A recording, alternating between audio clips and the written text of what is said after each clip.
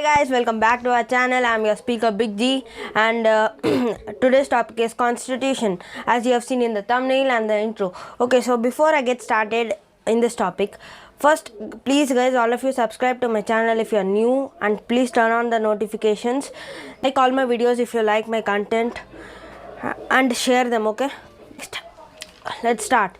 The Constitution of India, IAST, Bharatiya Samvidhan, is the supreme law of India. The document lays down the framework that democrats' fundamental political code, structure, procedures, powers, and duties of government institutions, and set out the fundamental rights, directive principles, and the duties of citizens. Okay, so here we see that a constitution tells this lays down the framework that democrats fundamental political code. Okay, so how a political party should run, how the meetings in the parliament should be held between 2-3 political parties, how the citizens should vote, and there are fundamental rights. The constitutional tells the fundamental rights to the citizens. Okay, like fundamental rights, like they shouldn't do negligence, they have some rights. Okay, like right to live, right to speech, right to express, many more. Okay, and even they have some sort of rules.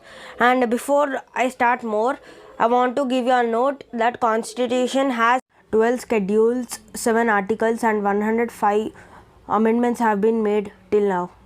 So these are the main things. It is it is the longest written constitution of any country. So because our constitutional is handwritten, and many countries have constitution, right? But ours is the handwritten, and it is the longest among any other countries. Okay, so next, the authors are Dr. B.R. Ambedkar, chairman of drafting committee at the time, 1949. At that time, Dr. B.R. Ambedkar was the chairman of the drafting committee. Okay, so drafting committee wrote the constitution. Next, B.N. Rao, constitutional advisor of the Constituent Assembly. So he was an advisor at the time when constitution was created, and at the time when it was getting created. And next, Surendra Nath Mukherjee, chief draftsman of the Constituent Assembly. He is also a draftsman, and he is a chief. Okay, he is the main supreme among them. And many other members of Constituent Assembly. There are many other people, but these 3 members are the main people, and they played a vital role in creating and implementing our Indian Constitution. Next, it imparts constitutional supremacy, not parliamentary supremacy, since it was adopted by the Constituent Assembly rather than the Parliament. Okay, so before India got independence, we had a British rule, and at the time of British Raj, okay, so we call it as Raj. Okay, that was the era.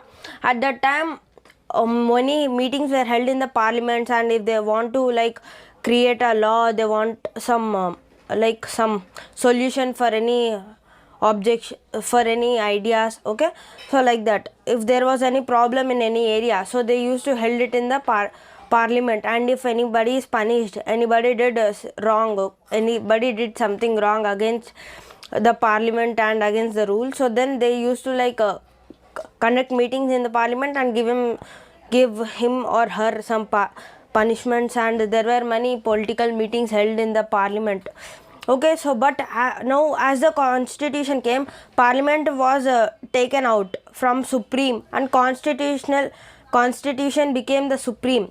Okay, it has all laws in it, right? So because of that, it became easy for us. Like there's no need of going into a parliament and again taking meetings. That's a long process, right?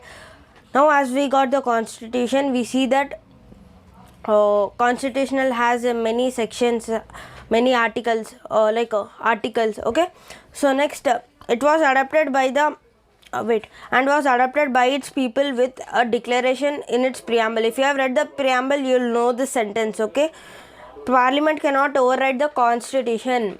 So this is main. Okay, so Parliament cannot override the constitution. Now the constitution is the supreme one, and Parliament comes under it. Okay, it is subdivided.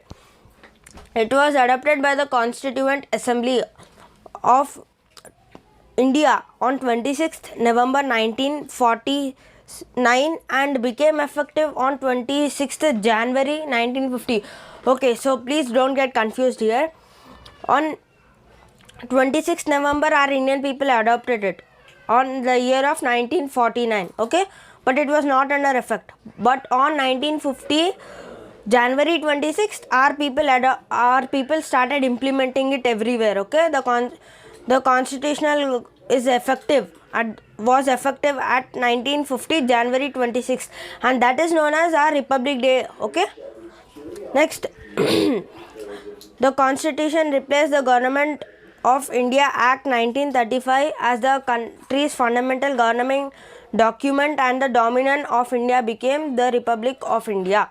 Okay, so actually to tell you guys, on 1947 we didn't get actually independence. Okay, we got it for namesake type, but we were still following the British rules, right? And Dominion. Okay, so it was Dominion, but this means that our India was under the rule of the Queen's Crown, but Britishers left. Okay, Britishers left our country and we got freedom, but it was under the English rules. We used to follow English rules, English laws, English all parliament meetings. But when the constitution came, it became Republic of India. We got our own rules, own laws. Okay guys, so that on 1950 actually originally we got independence. Next, to ensure constitutional autonomy, its farmer repealed prior acts of British Parliament Act 395. Okay, so to ensure constitutional autonomy. Okay, so our farmers, that means constitutional farmers like Dr. B.R. Ambedkar and the Draftsman Committee. It removed the Act of British Article 395 from the constitution, and India celebrates its constitution on 26th January as Republic Day. Okay, as I told you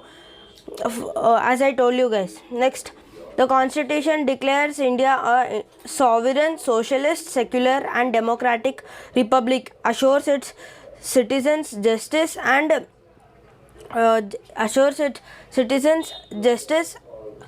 it like fraternity all through. Okay, so our constitution tells us that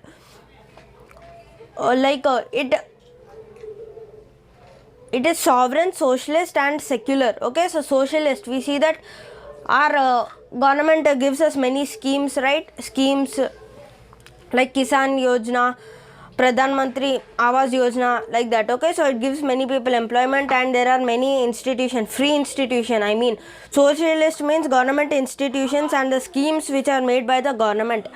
The schemes, actually like the ration shops. Okay, so many people collect rations, right?